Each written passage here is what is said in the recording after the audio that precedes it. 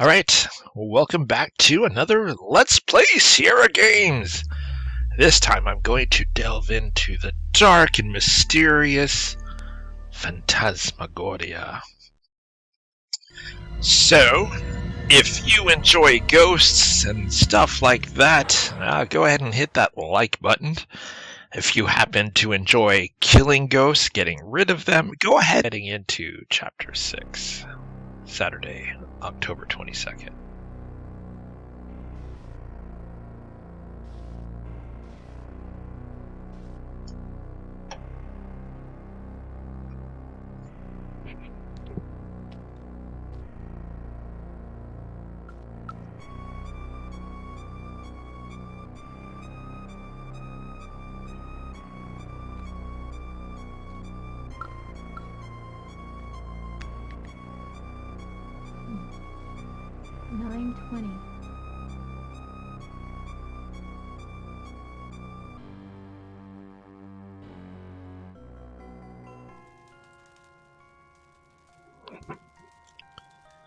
Notice this time, after the cutscene, it doesn't start in the bedroom.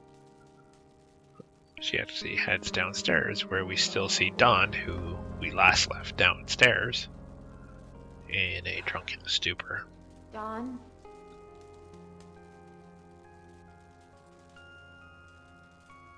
Adrian. You alright, honey? Yeah, I just hit the whiskey a little too hard last night. That's all. The bottle he put on the floor disappeared. Dawn, let's leave. It's like the first sensible thing she said.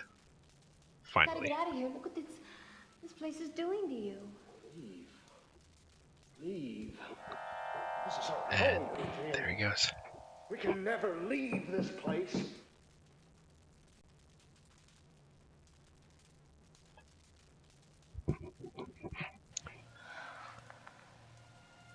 There's the cat collar. Dad. That's Spaz's collar.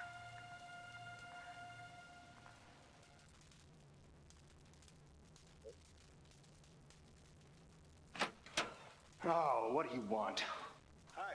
Yeah, I don't care about the damn phone. I'll get out of here as soon as I can. All right, fine. Get in here and fix it. And then you leave. Fix it. He needs to install it entirely because he took it with him last time, apparently.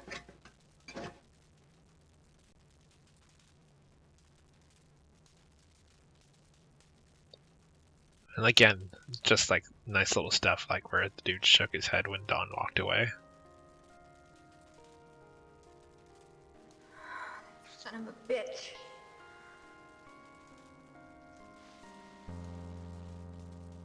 So it's not super clear what happened there. Obviously something happened to Spaz. But to me it's unclear why she looks in the fire and then says son of a bitch. It's not like we see Spaz's body in there, but she appears to put the collar in there.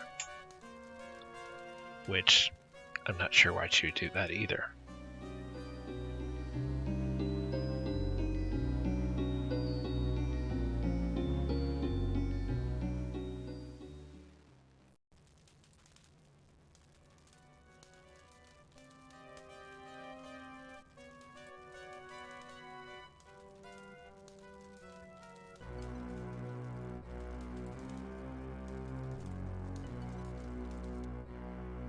So we're going to check out the newly opened room and look at that.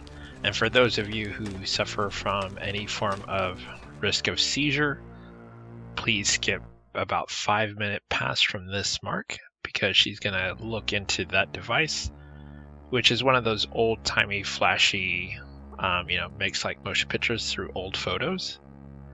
So it does have a lot of flashing words and a lot of flashing images, so please skip to about 5 minutes ahead if you are in any form of danger of seizures.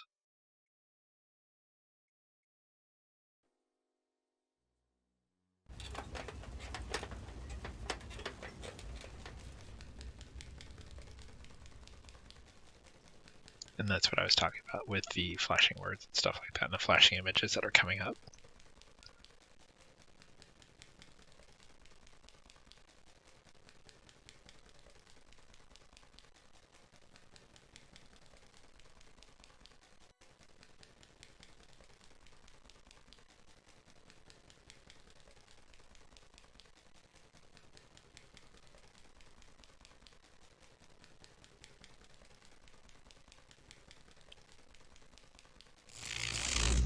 And suddenly there's sound. The incredible Carno will defy death. In this, his newest feat, featuring the horrifying Throne of Terror. What are you doing, Marie? Why? I slept with him last night. Admit it. So that's Marie, one of the wives. You're out of your mind. The act that we have all been waiting for. Ladies and gentlemen, the incredible Arno!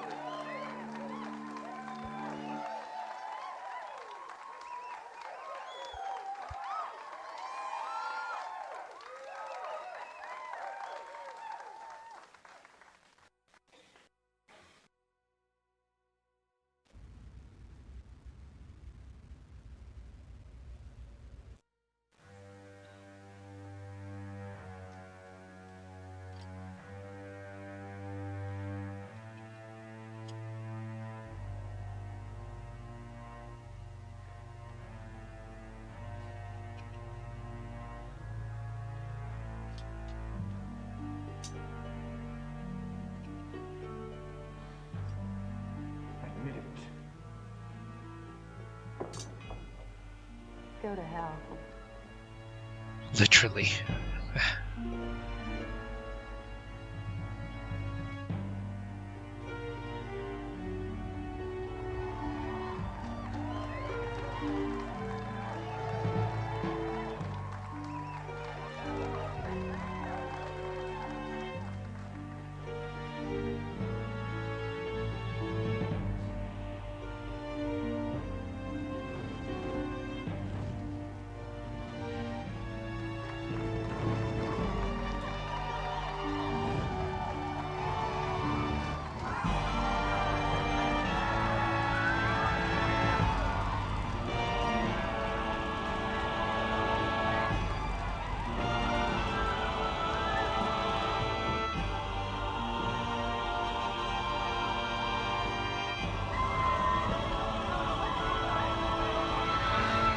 Now the pendulum is coming.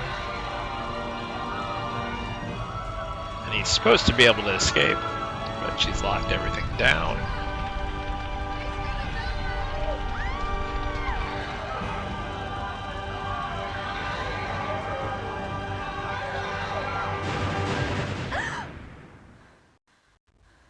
And we see how he appears to come to his demise.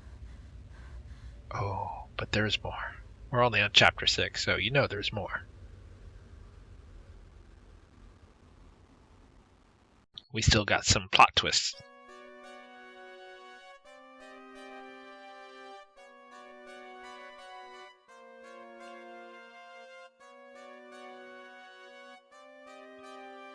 So you can see the mirrors moving, so now we know we're going to get some kind of scene here.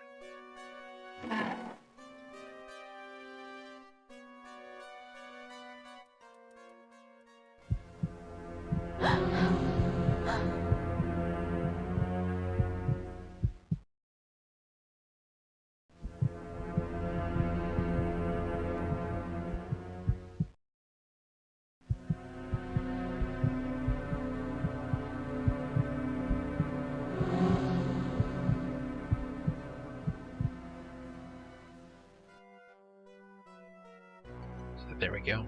Yet another scene with another mirror.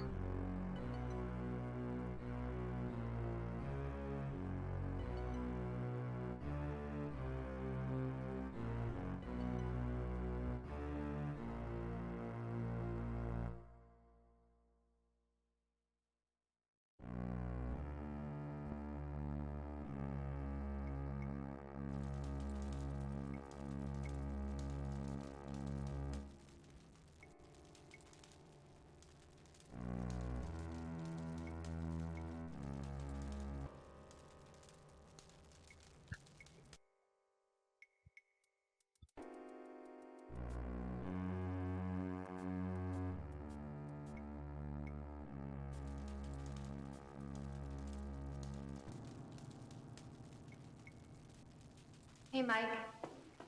Oh, hi. I'm just finishing up this job. I'll get out of here as soon as I can. Mike, I want to apologize for Don. He hasn't been himself lately. No, you don't have to say nothing. I just don't want to get tangled up in family quarrels, that's all. Guys, like, leave me out of your I BS. know, I understand. Well, I better get back to work. Yep.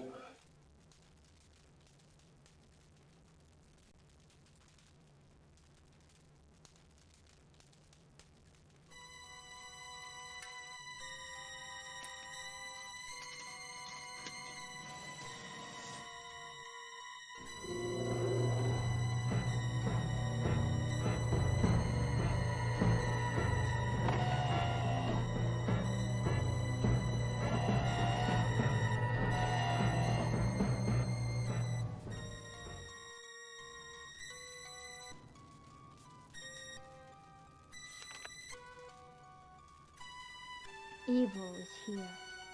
Find your salvation. So, a hint about the cross, finding your salvation.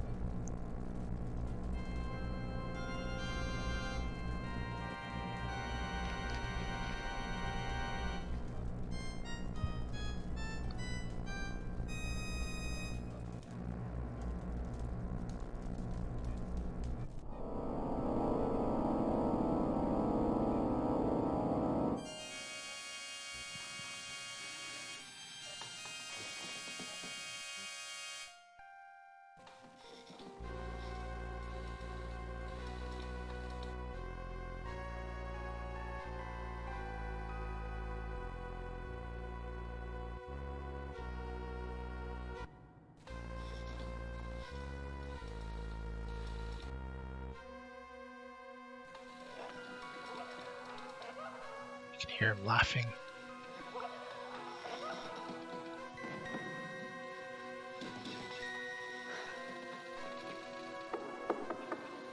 Don?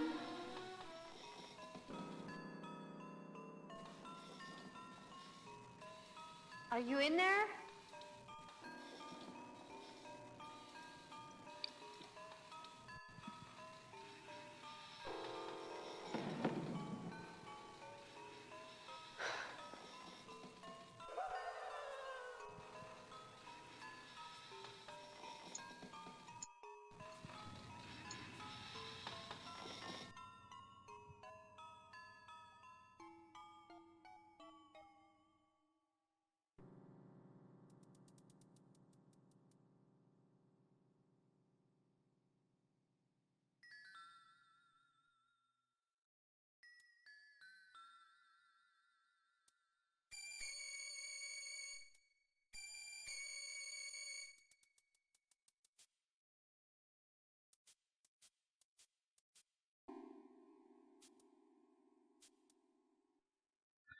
Still the creepy mist, but this time it's not clickable, but still doesn't trigger the crying, so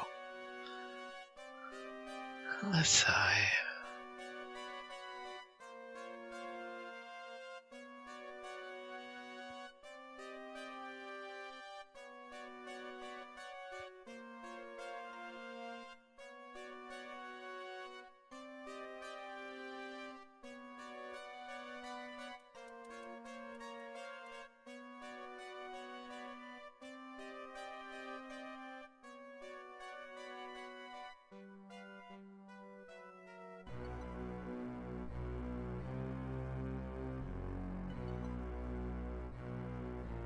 So we know we need to get the cross from that clue from the fortune teller about find your salvation. We also have that photo, so we have two things we can do.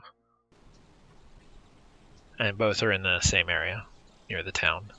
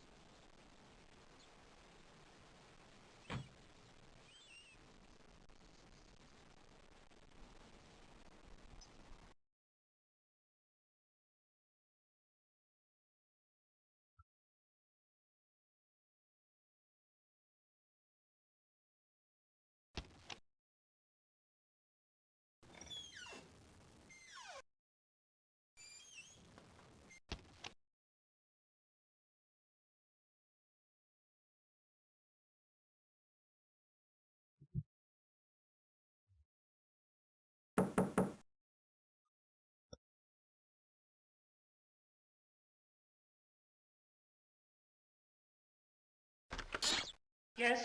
What do you She's want? so friendly. Well? So when she says, well, show her the photograph. Here, I wanted to give Malcolm this old photo. I found it at the Carnavash estate. Mm-hmm. It's a photo of Malcolm and Carno. See what's written on the back? See Malcolm as a young boy. Please, you've got to let me in to see Malcolm. It's important.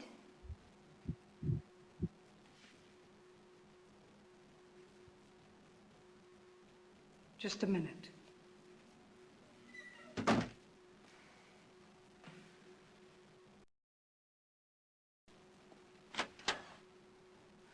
Malcolm will see you now.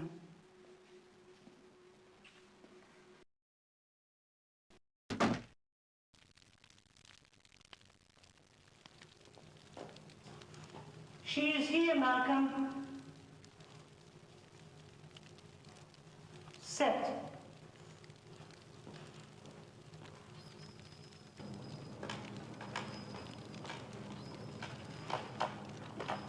Now comes Malcolm. I remember posing this picture. Which is incredible. I was Dude's a 110, he young remembers taking that photo. Nipper of 10. Carno was my hero. Then, Your hero? yeah. I know what you saw in this picture. Saw? Yeah, He's referring to the face, Carno's face. the evil. It's back. And my husband? It may be too late for him. What? Young lady, sit down. I have something to tell you.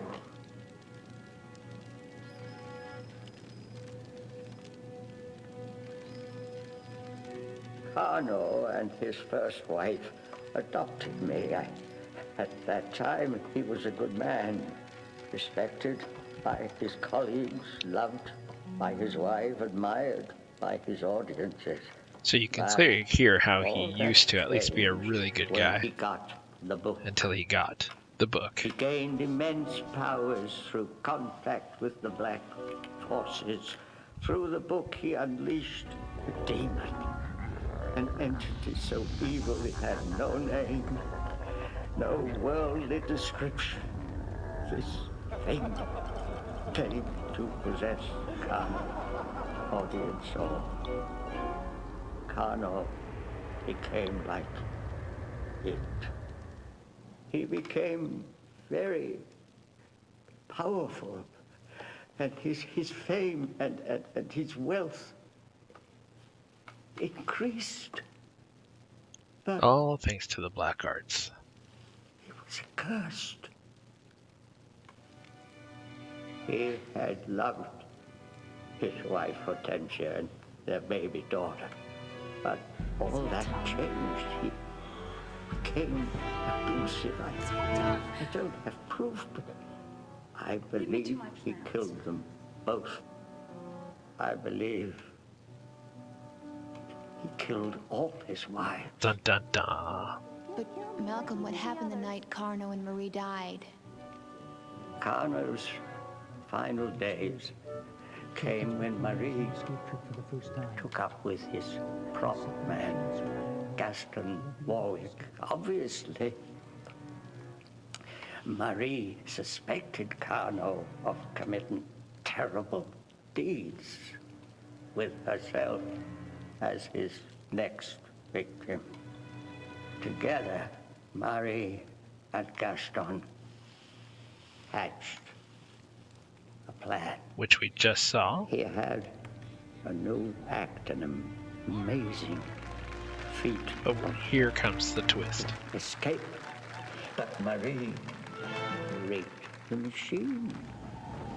Carno couldn't escape, they figured it would kill him. It almost did. For 2 weeks, Carno lay in a coma. But then, one night, he awoke, swearing revenge. I saw Carno drag an unconscious Gaston into his theater. There, from within the secret passages, I watched as Carno tortured and mutilated the poor man, leaving him for dead. Or so we thought. It was Marie's Spoiler turn. alert. Totally crazed, nothing but pure revenge on his mind, Carno started up that god-awful machine, that awful contraption, and before my very eyes, I saw Marie die. I'll never forget Bum bum ba. the look of shocked surprise on Carno's face. Poor Gaston was dying. This was his final heroic act. To my horror, I then saw a Bum demon. bum ba. Which is no surprise, is the same demon we Before saw it leave her his release body and on accident disappear through the when she went into the floor. church. I knew where it was going. Carno knew it too. My only thought was of running away, but I hesitated when I saw Carno going to the same place the demon had gone. I rushed back to the hidden passages, just in time to see Carno carrying the chest which held that evil book. Then, just before reaching the chapel, he stumbled and fell for the last time. I saw him cross himself in the Catholic way before dying. I think he was trying to make his peace with God. I picked up the chest containing that horrid book, and I assumed the demon itself, and carried it into the chapel. I really don't know what I thought I was doing, but somehow I felt as if I were containing this cursed evil. I had hoped forever. After leaving the chapel, I then dragged Carno's body back to his secret chamber, where he now lies. But wait, Carno's not in his tomb? No, that is Gaston Warwick. He was so mutilated that they all thought he was Carno. I said nothing. I let them think what they Did no wanted. one wonder where Gastro went? And what about the demon? The demon?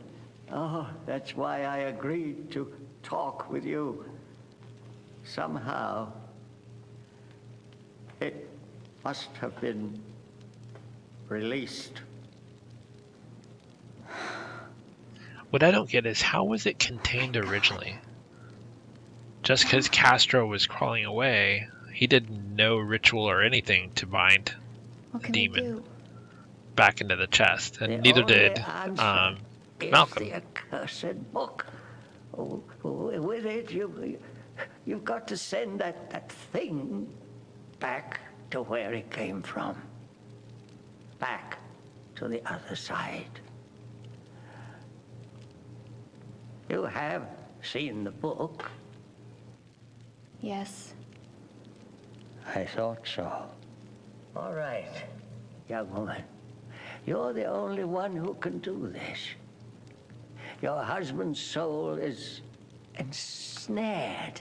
I'm not sure what I can do or what can be done for him. Spoiler alert, nothing. But if you can somehow get close to the demon, here's what you can do. You'll need the book, a holy item. Again, another hint to the cross. The stone of Hammurabi, and the blood of a sentient being. Now, take the book and... It's a weird place to cut off.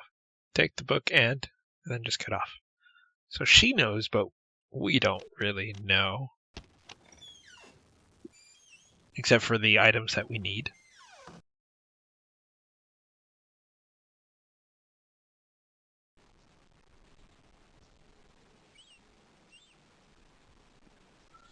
And so what we know is we need a few more things. For example, the cross. Which, if you remember, when we first went into the store, Lou is on the phone. I'm glad you're here. I have some important newspaper articles you might want to see. Talking about buying a brooch thing. Let me see. When you started questioning me about Carno's old estate, I thought of something. My mother started this scrapbook of important news articles when she was very young. She added to it almost up until the day she died. That was 4 years ago. I remembered seeing some old articles about Carno in here, so I dug it up. This is wonderful. Can I keep it for a while? Oh, no, I couldn't let it go. It's my mother's. You have to look at it here. I'm sorry. Oh, no problem. I'm just glad you found it. Unfortunately, I may not have time right now. When can I read them? Anytime. I will leave it right here on the counter. Come in whenever you want. Thanks, Lou. I appreciate it. She should know we're on chapter 6. We've only got one more chapter to go, so read it now.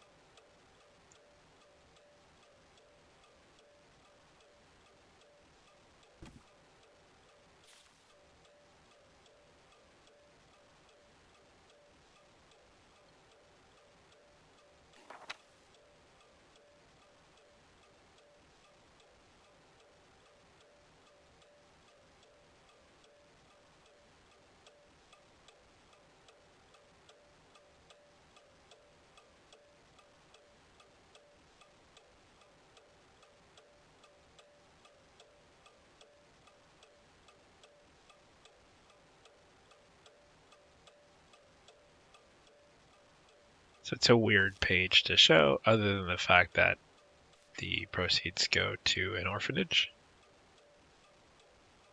Figured there'd be more story-wise there.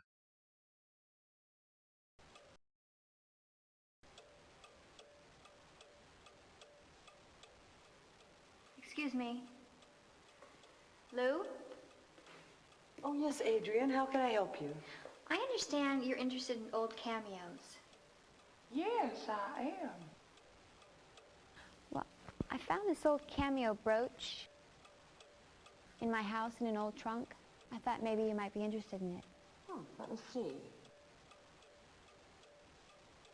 I was wondering if maybe you would be interested in trading it for that crucifix over there.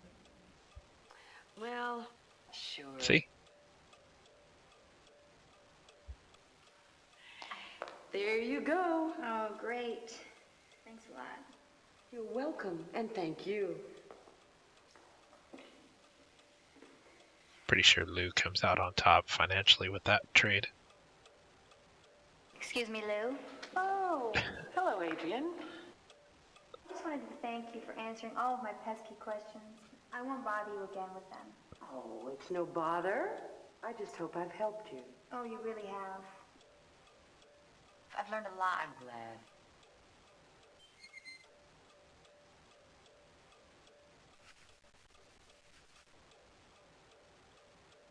Alright, so we've gotten everything we're going to get out of Lou, all the information, the questions, the book, And now the cross.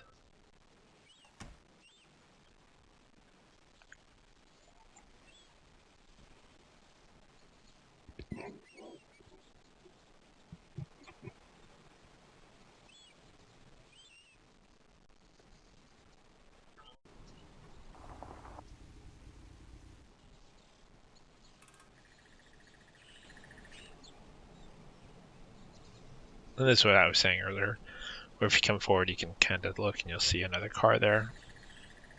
Which, since when we left, it was the phone guy, we can guess that that's the phone guy's truck. But things are about to go very, very poorly for the phone guy. Okay, Adrian, you're all set. Great. Phone's in and it works just fine. Why don't you go ahead and test it? Okay. And by testing it, just picking it up and doing a dial tone. Not actually calling someone. Mike, I want to apologize for Don again. Just hasn't been himself lately. Normally, he's a very nice guy. Really. I don't think Mike cares, and it's not going to really matter here in a moment. Because Mike's day is about to get a lot worse. You call me if you have any trouble, okay? That's nice of you, Mike. I will. I sure will, thanks. Oh, but, you know, don't get Mike's number or anything. Not that it matters. As you can see, someone is hiding behind the truck. And we are now reaching the end of Chapter 6.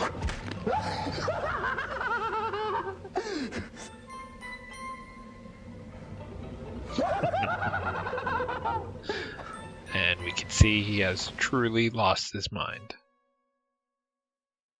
So now we're heading into